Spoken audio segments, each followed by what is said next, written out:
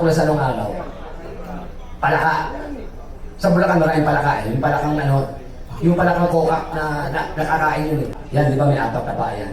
Ang ginawa ko, may barkada ako, si Mando, kaibigan ko yun.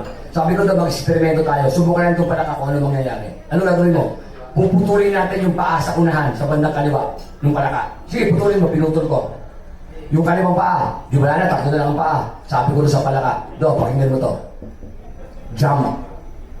Sabi ko sa palaka, talon. Ito, tumalon yung palaka. Tumalon yung palaka. Good. Sabi ko do, puputulin ko naman yung kanang paa. Pinutol ko yung kanang paa. Sabi ko naman sa palaka, jump. Tumalon na naman. Aha. Hinahamon tayo, Mando. Sabi ko, o ngayon, putulin natin yung dalawang paa sa hulihan. Yung bandang kaliwa, tanggalin mo. Tinanggal na naman. Binulong mo ba yung palaka? Jump! Tumalon na naman. Aba, sabi ko, iba to. Yung huling paa, putulin mo, yung kanan, pinutol namin, pa! Sabi ko sa palaka, jump! Puta, ayaw, nakatingin lang sa akin yung palaka. Talon! Ayaw pa rin. Sabi ko, ngayon ko napatunayan. Nakapagputol ng apat na paa ng palaka, siya'y nabibigay.